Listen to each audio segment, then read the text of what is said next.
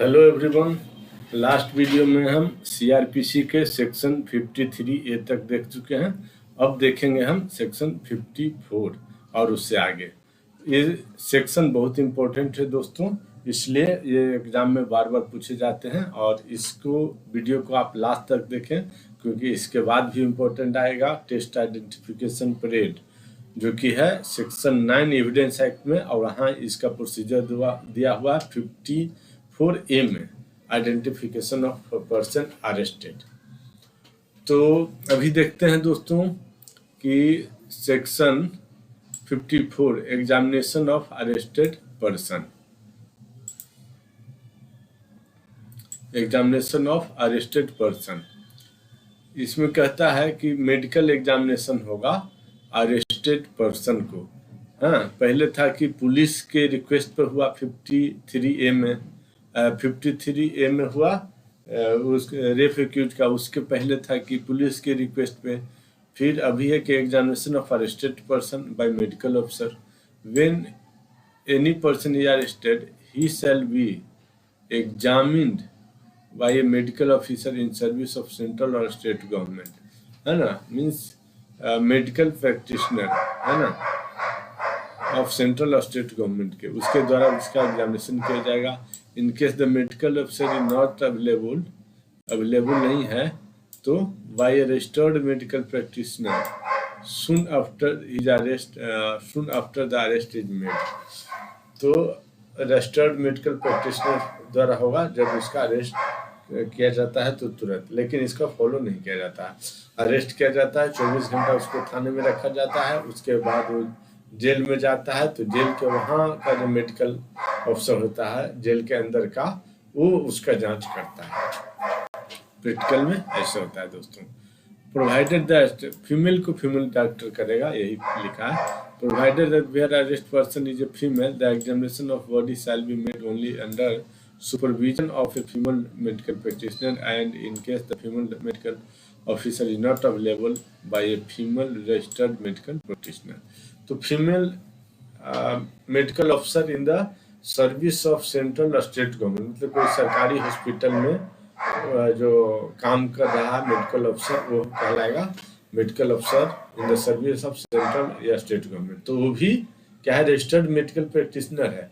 लेकिन सरकारी स्कूल में या प्राइवेट स्कूल में, लेकिन सेंट्रल गवर्नमेंट से रजिस्टर्ड मेडिकल कॉलेज में वहाँ से पास आउट किया MBBS, और वो सरकारी नौकरी न करा, प्राइवेट बैठा, तो वो कहलाएगा रजिस्टर्ड मेडिकल प्रैक्टिशनर। मेल है तो मेल रजिस्टर्ड मेडिकल प्रैक्टिशनर, और फीमेल है तो फीमेल रजिस्टर्ड मेडिकल प्रैक्टिशनर। उसके बाद नेक्स्ट कहता है कि मेडिकल ऑफिसर और a recognised medical practitioner so examining arrested person shall prepare the record of such examination। तो जेल में एग्जामिनेशन, सच एग्जामिनेशन का रिकॉर्ड प्रिपेयर करता है। मेंशनिंग देयरिन एनी इंजुरीज और मार्क्स ऑफ वायलेंस, है ना, कोई मार्क्स ऑफ वायलेंस, कोई इंजुरी है पर्सन अरेस्टेड को, तो उसको भी लिखेगा। Approximate the time and when injury और मार्क्स में हैव बीन इन्फ्लिक्टेड, कब उसको मार्क्स लगा, कब उसको इंजुरी हुआ, ये भी उसको लिखेगा। उसके बाद where an examination is made under subsection 1, the copy of report of such examination shall be furnished by medical officer या registered medical officer as the case में be to the arrested person or the person nominated by such arrested person। arrested person को भी एक copy registered medical practitioner देगा, और बाकी कहाँ जाएगा, सब कोर्ट में जाएगा। और एक कॉपी मेडिकल अफसर के पास भी रहेगा। उसके आगे 54 में आइडेंटिफिकेशन ऑफ अरेस्टेड पर्सन। तो आइडेंटिफिकेशन कब होता है, जब झगड़ा हुआ, क्राइम हुआ, और वो क्राइम या झगड़ा किसी अनजान व्यक्ति से हो गया, हाईवे पे हो गया, रोड पे हो गया, बाहर गए तो सिटी में वहाँ हो गया, दूसरी सिटी में गए थे वहाँ हो गया, दूसरे स्टेट में गए थे वहाँ गए, दूसरे जगह कहीं गए थे वहाँ हो गया, अंडमान निकोबार गए थे वहाँ हो गया, तो फिर अरेस्ट हुआ। तो अरेस्टेड पर्सन को पहचानने के लिए क्या इसी ने का अपराध किया था, तो भी तो उसका राइट डायरेक्शन इन्वेस्टिगेशन, इंक्वायरी और ट्रायल चलेगा। तो उसको बोलते हैं आइडेंटिफिकेशन ऑफ पर्सन। और एविडेंस एक्ट में उसको बोलते हैं सेक्शन 9 में टेस्ट आइडेंटिफिकेशन परेड। मीन्स उसमें 2-4 लोग अलग रहेंगे, मिला दिए जाएंगे और आपको पहचानने की बोला जाएगा कि क्या यही व्यक्ति अपराध किया, यही किया है, ये किया, ये किया, कौन किया है, सबको अपना आप पहचानिए। तो आप पहचानोगे, आप बताओगे इशारा से कि ये किया है अपराध। इसमें 54A में कहता है where a person is arrested on charge of committing an offence. तो ठीक है, अरेस्ट हुआ है, कमिट करके भाग गया था, अभी अरेस्ट हुआ है। Then his identification by any other person considered necessary for the investigation of such offense, है ना। तो आइडेंटिफिकेशन बाय एनी पर्सन या पर्सन्स, तो आइडेंटिफिकेशन इज कंसीडर्ड नेसेसरी। ठीक है, आइडेंटिफिकेशन क्या है, कंसीडर किया जाता है नेसेसरी। आइडेंटिफिकेशन जो है, टेस्ट आइडेंटिफिकेशन जो है is considered necessary for the purpose of investigation of such offence. The court having jurisdiction may request the officer in charge of police station direct the persons who are arrested to subject himself to identification by person or persons in such manner as the court may deem fit. Test identification कौन कराता है दोस्तों? तो कभी भी police नहीं करा सकता, क्योंकि पुलिस का काम है इन्वेस्टिगेशन करना। दूसरा, पुलिस का इलीगल काम क्या है और वास्तव में वो करता है कि पैसा लेकर के केस को सत्यानाश कर देना, केस को बर्बाद कर देना। जो पुलिस को पैसा देता है उसकी केस को यह बर्बाद कर देता है पुलिस। तो इसलिए पुलिस को कुछ पावर नहीं दिया गया है, बहुत कम पावर दिया गया कि बस इसका इन्वेस्टिगेशन करो और इन्वेस्टिगेशन के बाद ट्रायल या इंक्वायरी जो करेगा मजिस्ट्रेट ही करेगा, वो करप्ट नहीं होते हैं magistrate. The court having jurisdiction में on the request of the officer in charge of police station, the court having jurisdiction on the request of the officer in charge of police station, है ना। Police station के वही request करेगा ना, वही बताएगा कि हुजूर जो कि अपराधी पकड़ा गया है, ये अनजान अपराधी था, उसके नाम से FIR हुआ, पकड़ा गया, इसका टेस्ट आइडेंटिफिकेशन करवा लेते हैं और एक्यूज द्वारा, सॉरी विक्टिम द्वारा, विक्टिम पहचानेगा कि इसने मारा था मेरे को, इसने मारा था, इसने मारा था, इसमें से कौन कौन मारा था। तो और वो क्या करेगा, उसके बाद जो है उसको इसके सामने जज के सामने लाएगा और उसके बाद उसको बुलाया जाएगा, किसको, विक्टिम को, और विक्टिम पहचानेगा जज के सामने। तो इसको बोलते हैं, और जो पहचान लिया, जो जिसको पहचान लिया उसका नाम लिखे और उसके ऊपर फिर ट्रायल चलेगा। तो provided that if the person identifying the person arrested is mentally और physically disabled, if the person identifying the person arrested is mentally or physically disabled,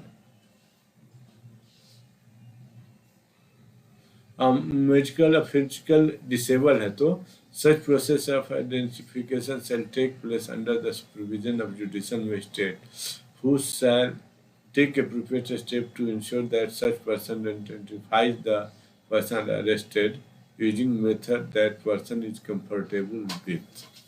कहता है कि provided that if the person identifying the arrested person identify कर रहा है person, arrested person को, वो यदि डिसेबल है मेंटल या फिजिकली, तो कैसे आइडेंटिफाई करेगा भाई? तो पर्सन आइडेंटिफाइंग इज मेंटली और फिजिकली डिसेबल है, तो वो क्या करेगा कि जुडिशियल, ये मजिस्ट्रेट लिखा है, तो मजिस्ट्रेट लिखा तो एग्जीक्यूटिव मजिस्ट्रेट भी हो सकता है, जुडिशियल मजिस्ट्रेट भी हो सकता है। लेकिन यदि डिसेबल पर्सन है, फिजिकली हैंडीकैप्ड है, दिव्यांग है, डिसेबल्ड पर्सन है, तो उसका टेस्ट आइडेंटिफिकेशन सिर्फ जुडिशियल मजिस्ट्रेट ही कराएगा। नेक्स्ट है provided that if the person identifying the person arrested is mentally और फिजिकली डिसेबल्ड, है ना। provided further that if the person identifying the person arrested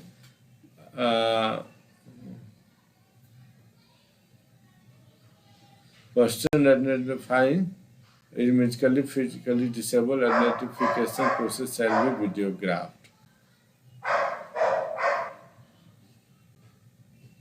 जो आइडेंटिफाई करने वाला है, मतलब व्यक्ति फिजिकली मेंटली डिसेबल्ड है, तो वो कैसे पहचानेगा, कैसे नहीं पहचानेगा, है ना। तो इसका वीडियोग्राफी होना जरूरी है। जहाँ फिजिकली मेंटली डिसेबल्ड रहेगा वो या तो कोई गवाही दे या तो वो टेस्ट आइडेंटिफिकेशन करे, तो उसका वीडियोग्राफी होना जरूरी है।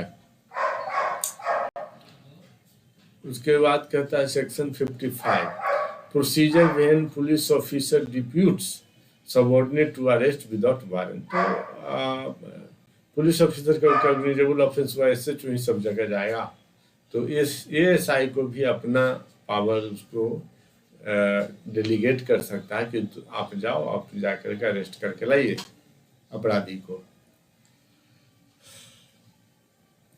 सॉरी, तो उसी के बारे में यहाँ बोला है सेक्शन 55 में कि when procedure when police officer, है ना, डिपोर्ट्स क्या subordinate to arrest without warrant. Arrest without warrant कब होता है? सीपी सोल्जर, सी से कॉग्निजेबल ऑफेंस, पी से प्रोक्लेम द ऑफेंस, एस से स्टोलन प्रॉपर्टी, ओ से ऑब्स्ट्रक्ट द पुलिस, एल से लीगल ड्यूटी नहीं करना, ना लॉफुल ड्यूटी करने में ऑब्स्ट्रक्ट कर रहा, डी से डिजर्टर हो, आई से इंफॉर्मेशन मिला हो, मतलब क्रेडिबल इंफॉर्मेशन हो कि कोई कॉग्निजेबल ऑफेंस कहीं हो गया होने वाला, जाके किसी को भी अरेस्ट कर सकता आप। उसके बाद ई से एक्सट्रेडिशन ट्रीटी हो किसी कंट्री के साथ, और किसी कंट्री का रिक्वेस्ट आया हो कि मेरे यहाँ एक बंदा अपराध करके और आपके यहाँ छुपा है, उसको तो अरेस्ट करके उसको दिया जाएगा, उस कंट्री को लो, ट्रायल करो फिर उसका।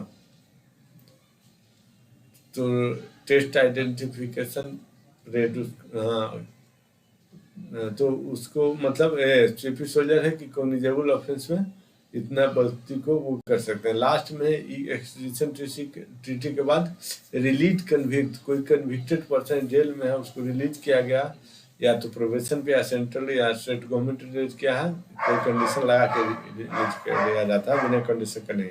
अब उस कंडीशन को वायलेट कर रहा है या पैरोल पे आया है, कंडीशन को वायलेट कर रहा है, पैरोल की कंडीशन को, तो क्या किया जाएगा? तो ऐसे कंडीशन में क्या किया जाता है कि उसके इमीडिएट अरेस्ट कर लिया जाता है बिना वारंट के। तो इसी को आगे देखते हैं दोस्तों कि when an officer in charge of police station और any police officer making investigation under chapter 12 require any subordinate to arrest him without a warrant otherwise than in presence, any person who make lawful be arrested without a warrant. Any person who may lawfully be arrested without a warrant, तो आगे क्या है? He shall deliver to the officer required to make the arrest of an order in writing. तो जो senior है junior को क्या है? राइटिंग में देगा ऐसा order, specifying the person to be arrested, वो पर्सन का भी नाम लिखा है जिसको अरेस्ट करना है, और ऑफेंस का भी नाम लिखेगा किस ऑफेंस के तहत, तब ना उसके परिजन को, उसको, उसके दोस्तों को बताएगा ये कि अरेस्ट करके इस धारा में ले जा रहा हूँ, इनके ऊपर सो आरोप है। Other cause for which the arrest is to be made and the officer to so required shall before making the arrest notify to the person to be arrested the substance of order, है ना, किस order के आधार पे, किस warrant के आधार पे और क्यों उसको अरेस्ट कर रहा है। विदाउट वारंट अरेस्ट कर रहा है तो क्यों कर रहा है? या तो कोई सीपी सोल्जर किया हो, या तो notify the person to be arrested substance of the order, तो किसी कोर्ट का order. If so required by such person he shall show him the order, कोई ऑर्डर है तो उसको दिखाना है, या एक्यूज ने सीपी सोल्जर किया तो सीपी सोल्जर को बताना कि आपने सीपी सोल्जर किया है। Nothing in subsection 1 shall affect the power of a police officer to arrest a person under section 51, under section 41। तो कहता है कि nothing shall affect the power of police officer to arrest a person under section 41। 41 में क्या कहता है? बाकी सब जगह है कि सीपी सोल्जर, लेकिन 41 में है कि यदि आप नाम और एड्रेस करेक्ट नहीं बताते हो तो आपको पुलिस अरेस्ट कर सकती है, इसलिए नाम और पता सही बताना है। उसके बाद चलिए section 55, health and safety of arrested person. It shall be the duty of person having the custody of an accused to take reasonable care of his health and safety of the accused. तो आप यदि custody में लेते हैं किसी व्यक्ति को 24 घंटे के लिए, थाना में लिया जाता है 55 में, तो health and safety of arrested person का आपको ध्यान रखना है। It shall be duty of the person having the custody of an accused, है ना, जिसकी पुलिस की कस्टडी में है, एसएचओ की कस्टडी में है, तो उसकी यह जिम्मेदारी बनता है to take reasonable care of the health and safety of the accused. 55 में कहता है। 56 में क्या कहता है? 56 में कहता है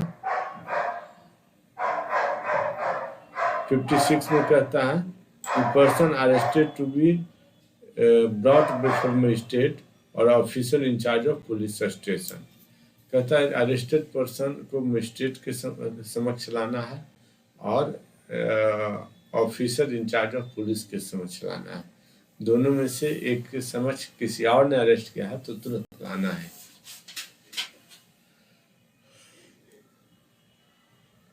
A police officer making an arrest without warrant shall, without unnecessary delay and subject to the provision herein contained as to bail, take or send the person arrested before a magistrate having jurisdiction in the case, before the officer in charge of a police station। कहता है कि आप person arrested को तुरंत कहाँ लाना है? Magistrate के पास लाना है 24 घंटे में, लेकिन और या officer in charge of police station के पास तो तुरंत लाना है। तो ये police officer making an arrest, कोई पुलिस ऑफिसर है जो अरेस्ट कर रहा है विदाउट वारंट, बिना वारंट का, without necessary delay, subject to provision of the bail, bail देना तो बेल दे देगा, और नहीं तो take and send the person arrested before magistrate having jurisdiction the case और before the officer in charge of police station, जैसे जहाँ लागू हो। यदि officer in charge of police station arrest किया हो तो उसका आर्गुमेंट करेगा, उसको कहाँ ले जाएगा? जुडिशियल मजिस्ट्रेट के पास। यदि कोई और पर्सन, प्राइवेट पर्सन अरेस्ट किया हो तो तुरंत उसको थाना में लाएगा और उसको एसएचओ को देगा। उसके बाद सेक्शन 57 कहता है, सेक्शन 57 में है कि person arrested not to be detained more than 24 hours. तो 24 आवर कैसे इसको देखेंगे? तो 57 सेक्शन है, तो 7 + 5 कितना होगा? 12। 57 सेक्शन में 5 है और 7 है, तो 7 + 5 12। अब 12 को 2 से गुना करें तो 12 दूनी 24। क्यों 2 से किए?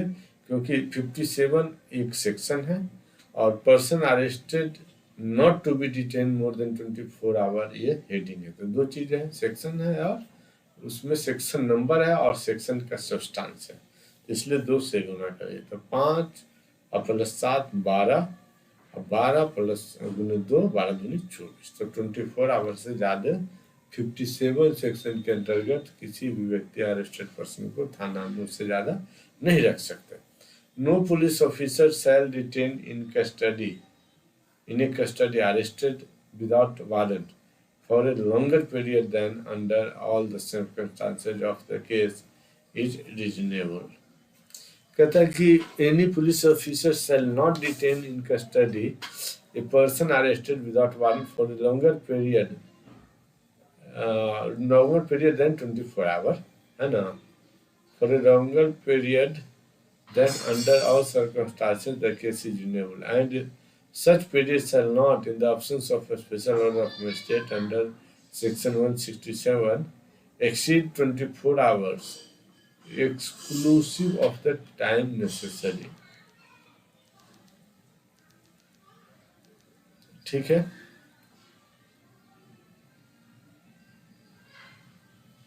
तो exclusive for the time necessary क्या है? आने जाने का। एक्सक्लूसिव मतलब छोड़ कर का, exclusive for the time necessary for the journey from place of arrest to the magistrate court। जहाँ प्लेस ऑफ अरेस्ट है, मान लो कोई गाँव है, वहाँ से अरेस्ट हुआ तो थाना में लाएगा, तो उसका माइनस हो जाएगा टाइम, और थाना से जेल में ले जाएगा तो उसका माइनस हो जाएगा टाइम। तो मान लीजिए जर्नी आवर 2 आवर है या 3 आवर है या 4 आवर है तो माइनस हो जाएगा, तो वो कितना कस्टडी में रख सकता है फिर? तो 24 प्लस जर्नी आवर 4 तो 24 और 28 दिन वह किसी भी व्यक्ति 28 घंटा वो जेल में रख सकता है ना, जर्नी आवर को मिला करके। तो जर्नी आवर इसलिए इंक्लूडेड होता है, 24 घंटा किसी को रखता है जर्नी आवर छोड़ करके। तो ये सेक्शन 57 में लिखा हुआ है कि पुलिस 24 घंटा अरेस्ट करेगी, उसके दौरान सब पूछताछ करेगा, जानकारी लेगा, इन्वेस्टिगेशन लेगा, फिर भी जरूरत है व्यक्ति से आप पूछताछ करना है तो भाई पुलिस रिमांड मांगिए, जज से 24 घंटे से ज़्यादा ऐसे नहीं मिलेगा। Section 58 police to report the apprehensions. Section 58 में कहता है कि पुलिस को रिपोर्ट करना है खतरा का। Officer in charge of police station shall report to the district magistrate, district magistrate को रिपोर्ट करेगा if she so desire to the sub divisional magistrate. Cases of all person arrested without warrant within such limit within the limit or respective station whether such persons have been admitted to bail or not, otherwise मतलब not। तो officer in charge of police station से report to the DM और SDM the cases of person arrested without warrant को एक report बनाएगा, है ना, within the limit of their respective stations whether such persons have been admitted to the bail or not, उनको bell दिया गया है कि ना, ये भी एक रिपोर्ट बनाएगा। डिस्चार्ज ऑफ पर्सन अप्रहेंडेड, तो कहता है कि no person has been arrested by police officer shall be discharge except by his own bond देगा तब, और या ऑन बेल पर होगा या under the special order of magistrate होगा, ऐसे ऑटोमेटिक नहीं छोड़ देना है। उसके बाद सेक्शन 60 कहता है कि power on escape to police pursue and detain.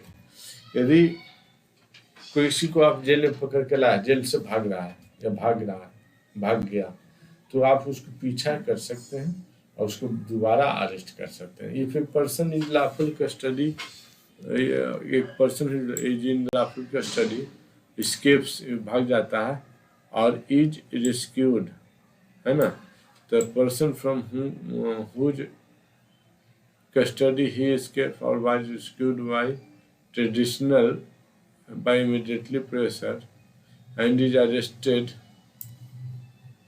him in any place in India।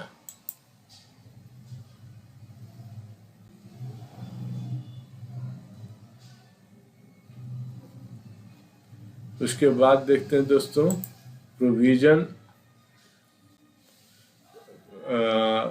Of section 47 shall apply to arrest of subsection 1 although the person making such arrest is not acting under a warrant or is not a police officer having authority to arrest।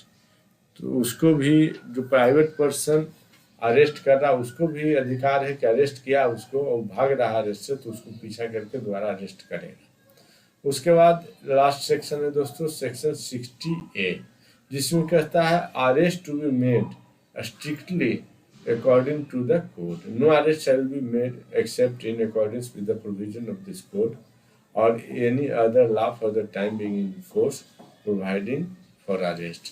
कहता है arrest को 60A में क्या कहता है कि arrest को है जो अकॉर्डिंग टू द CRPC होना चाहिए। Any arrest shall not be made except according to the provision of the CRPC। तो CRPC के जो प्रोविजन है उसी के तहत ही अरेस्ट होना चाहिए। तो ये सब जो अमेंडमेंट है दोस्तों, ये अमेंडमेंट जैसे 60A है, तो ये अमेंडमेंट कब किया गया था?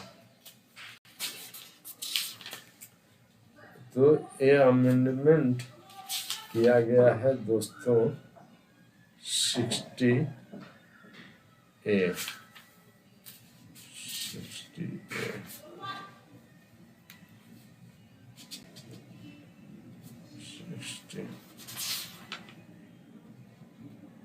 ये 2013 में किया गया दोस्तों।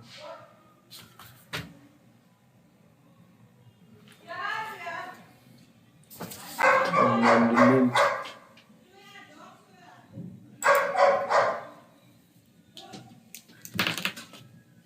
दोस्तों यह अमेंडमेंट किया गया है 31 दिसंबर 2009 से कि स्ट्रिक्टली अकॉर्डिंग टू सीआरपीसी ही किसी भी व्यक्ति को अरेस्ट करना है।